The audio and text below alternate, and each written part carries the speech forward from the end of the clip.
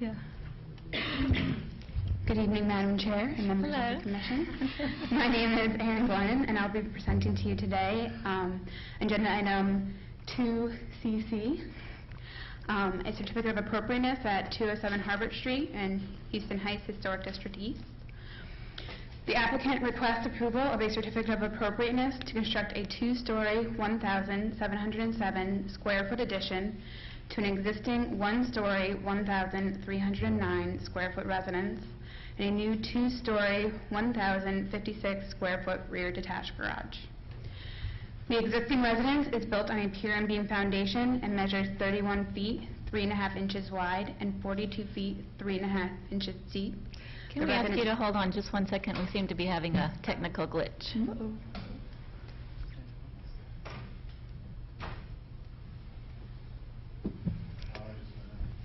The power went out. Okay, well, we have it on our iPad. So On your iPad? yeah. Would you like me to? Why don't you just continue on and we'll look at it on here. Okay. I'm the owner and I'm being progressive, so. You're okay with that? Let's see, where were we? Sorry. The existing residence measures 31 feet, 3.5 inches wide and 42 feet, 3.5 inches deep. The residence features a front gable roof with a 6/12 pitch that is clad with composite shingles. The house has an overall height of 19 feet, 7.5 inches to the ridge.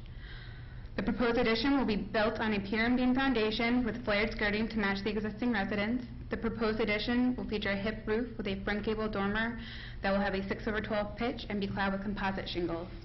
The addition will have an overall height of 31 feet, 6.5 inches to the ridge, and an eave height of 22 feet, 8.5 inches. The proposed addition will have a 1-foot roof overhang on all elevations and will feature exposed rafter tails. The addition will be clad with wood siding to match the existing. The addition will begin 42 feet, 1 inch back from the front facade on the south elevation and will begin 28 feet, 10.5 inches back from the front facade on the north elevation. 13 feet 5 inches of the existing north elevation will be demolished and the existing rear wall will also be demolished. The addition will measure 35 feet 4 inches wide and 6 feet 10.5 inches deep on the south elevation and 20 feet 1 inch deep on the north. The second story will begin 20 feet 4 inches back from the front facade and will measure 35 feet 4 inches wide and 39 feet 7.5 inches deep. 140 square feet of existing attic space will be converted into conditioned living space on the second floor. All proposed new windows will be 6/1 wood double hung windows unless otherwise noted. Please see the drawings in your report packets for the fenestration details and location. 5 existing 1/1 wood windows will be retained on the north elevation, and 3 existing 1/1 windows will be retained on the south elevation, and 2 existing 1/1 windows will be relocated to the front of the south elevation. The existing front facade features 2 wood-paneled 3-light entry doors. One of the entry doors will be retained and centered on the front.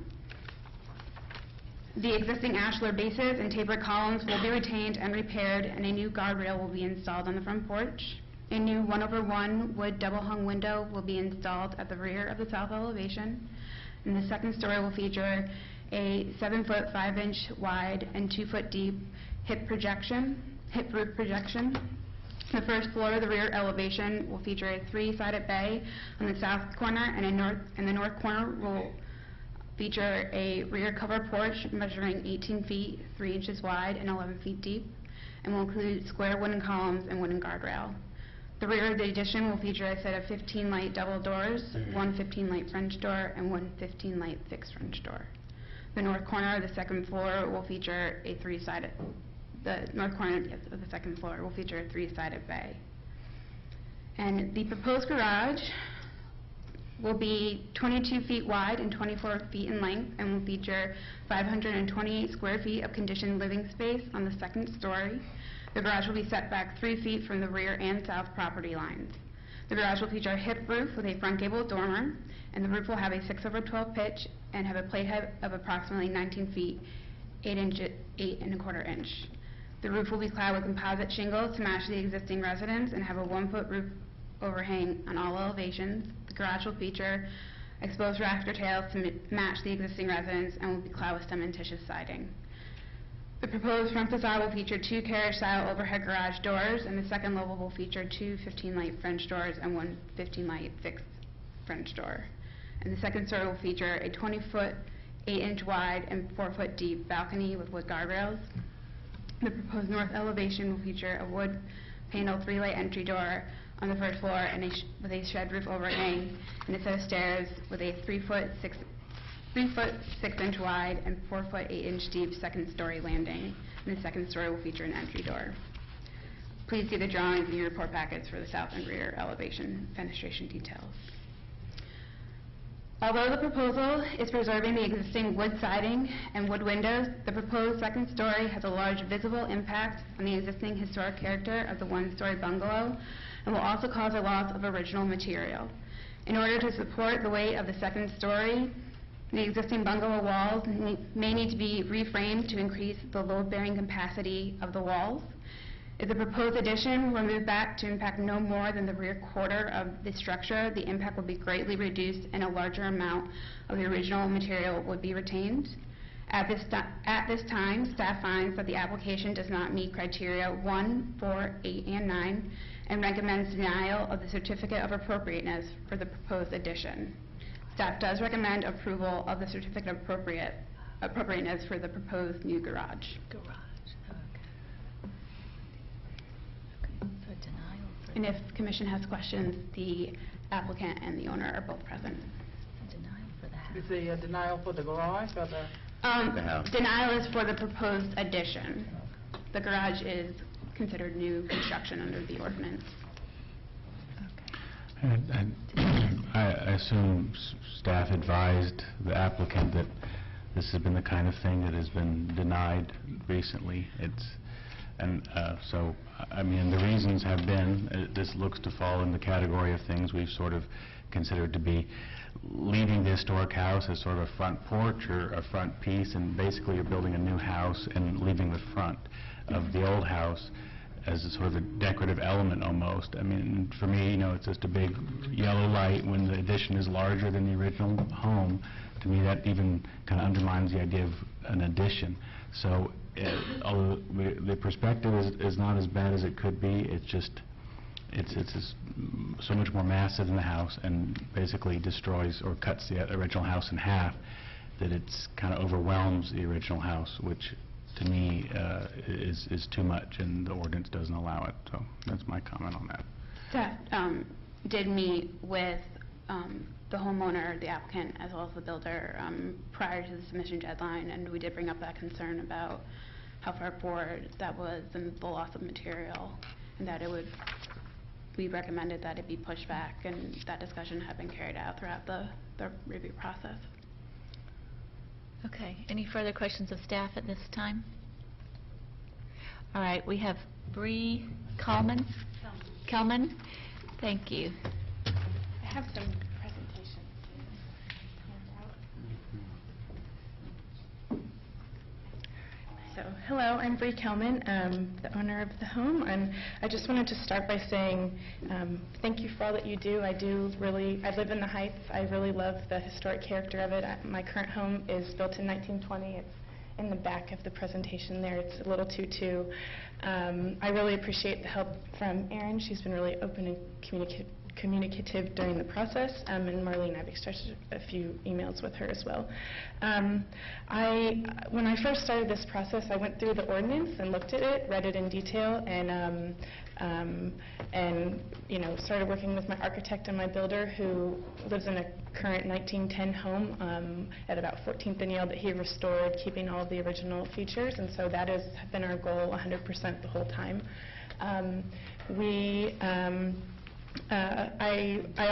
main goal here is to minimize the square footage in the home, so I didn't want to add very much onto the back. My original plans were only 5 feet addition on the back, and that had the second story starting at 2 feet behind the 50% 50% back on the facade, which is what the ordinance stipulates in section 33-241B1 on page 26. So that is my intention here with the whole thing. I do have a small baby, and I'm going to have more children, so I do need a 4-bedroom house. So within those constraints, we've designed our property as you can see. We are spending a lot of effort. The front porch is kind of leaning, and you can't see in the photo, but there's parts of it that it's shimmed together with wood. So we're going to restore that whole thing. It had this really awful asphalt roofing material covering the whole house. We took that off, and there's lovely original material underneath that, although it has a lot of nail holes and because of the bad stuff that was covering it up. So we are repairing that, which is going to be a large effort. Windows, I'm obsessed with windows. I love old windows too. I think the wavy glass is really beautiful, so I'm excited to keep all of those. The only one on the side, I guess, left side of it that we're replacing is because the sink is going to go there. We designed the whole layout around the existing windows. I even have a window in a really small butler's pantry because I love windows, even though that's kind of irrational because you have butler's pantry to have cabinets. So there's a huge apartment complex next door to this home that you can see from the first page on my presentation. I turned down the street on Harvard, and you can't even see my home. So in terms of dwarfing it, that's one thing to take into consideration. The existing, I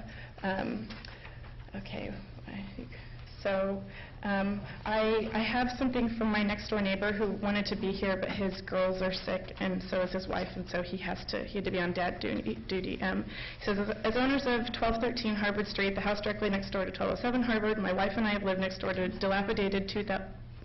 dilapidated house for 5 years.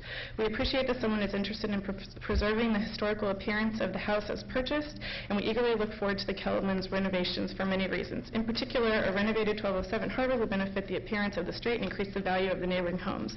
We urge the Commission to apply the ordinance as written and approve the application for 1207 Harvard as submitted. It would be a shame to thwart the plans of renovation by departing from the ordinance, thereby creating more uncertainty that already exists around these historic homes.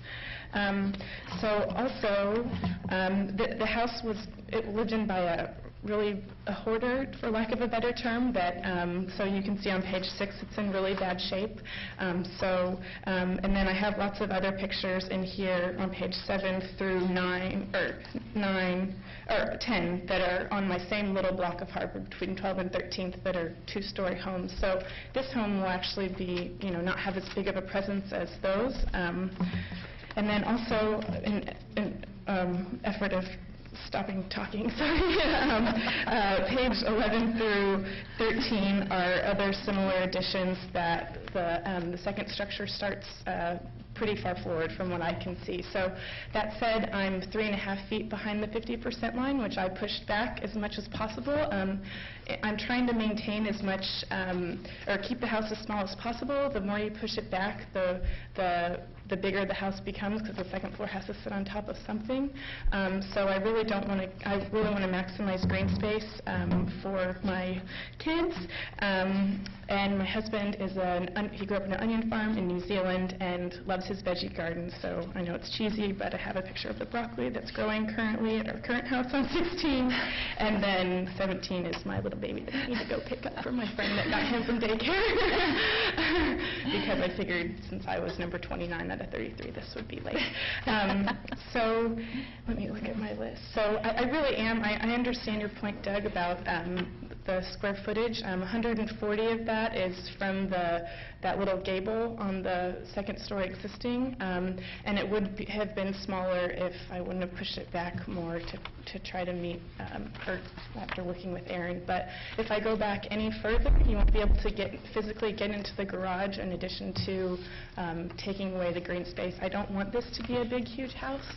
I'm trying to go as small as possible. I have everything squeezed in. My bedrooms are quite small, actually. So I'll stop talking. Yeah. Thank you.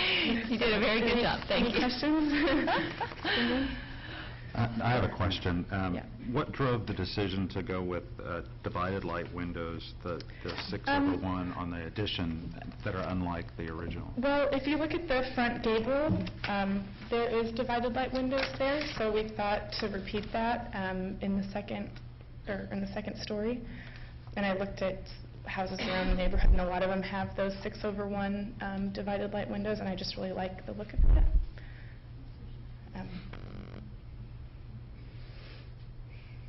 Any other questions for Ms. Kelman? Okay. Did my talk help You influence? did a good job. Okay. All right, so, thank you. So I sit down now. Thank you. Oh, and in your packet, I made an online petition from, just out of curiosity, I started it Sunday night, and I have 291 signatures from people in the neighborhood and around, and 84 comments that, yeah, I didn't go into. All right, that sounds a good idea. I read some of the comments. It's kind of like flashbacks to our public hearings over in the Heights as they shucked nasty rotten vegetables at us. I know you had some of the haters. Oh, yeah, directed right here. Okay. We have a point of clarification.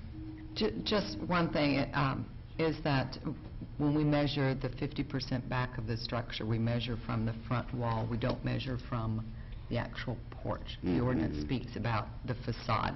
So I just want to correct that one piece, and that's all I had to say. It's also only applied to camelbacks within the shall approve. That's correct. And this is a combination of going back, up, and out to the side. Right. You can't go up unless you can't go up unless you back. Okay, all right. I have a question for staff. Was there a concern about removing one of the original front doors and reconfiguring that original facade? I believe the original proposal was to create symmetry on this front facade, but we had recommended that they keep this, that as far as we know, it had been changed to a duplex at some point, but this is as it is now, and it is kind of a unique setup. So, and unless they had the evidence that it was as it is, as it was, and to keep it as is. We're going to use the other door on the garage apartment to match.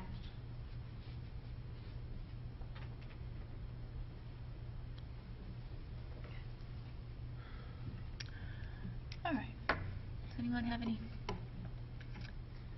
discussion?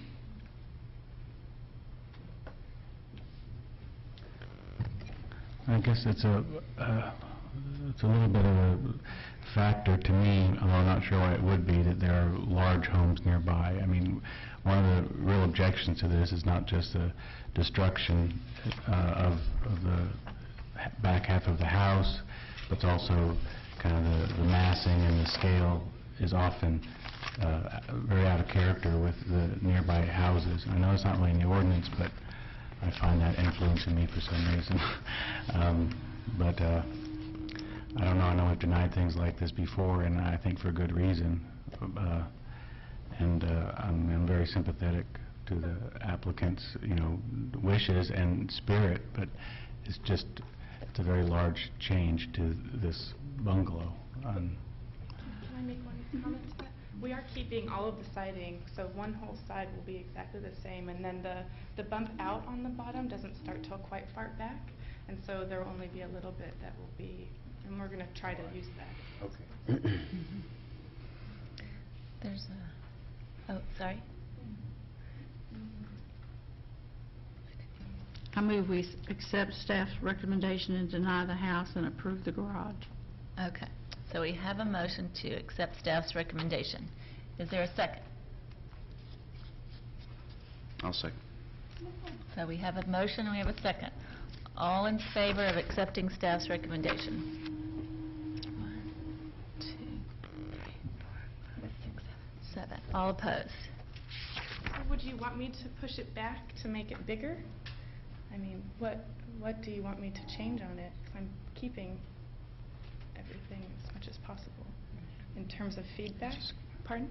I think it's the overall scale and scope of the new house, and it changes part of the character that the commission recognizes in the heights and of these houses are kind of their scale on the lots. I know, and I'm trying to keep it as small as possible, though. Well, I mean, when you're adding another, 1,700 square feet to a 1,300 square foot house, that's not as small as possible. And, I mean, that's... But it's in really bad shape, and in terms of the economic hardship section, I mean, we paid $285,000 for the lot. That's $219 a square foot. If you have $150 of construction costs, that gets you to $369 a square foot in terms of fixing the existing structure, which is way over market price. And the economic hardship analysis is for a demolition.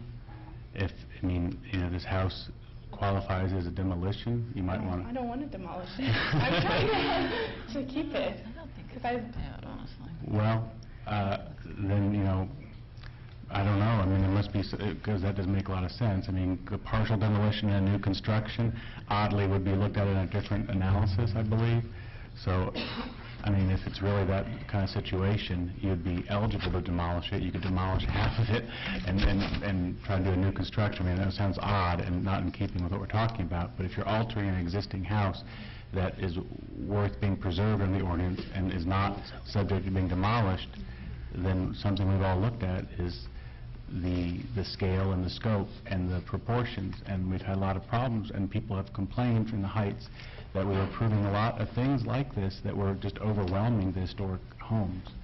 So, again, I know being next to an apartment complex, this is not really going to overwhelm anything, but it doesn't, something that's not in the ordinance about what your neighbor is.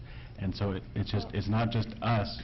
We were kind of responding to a lot of complaints from people at the heights that things like this were being approved, and it was just changing the character of the heights and really changing the character of these small bungalows to have these large additions on the back. And that's kind of how we've come to interpret the ordinance and respond to applications like this. So that's the analysis, is that it's so large compared to the original house. It's my opinion anyway. That's why I voted the way I did. And I'm very sorry. Okay. So, I think we had our vote. It was 7-3, I think. Oh. I abstained too. Okay. Thank you.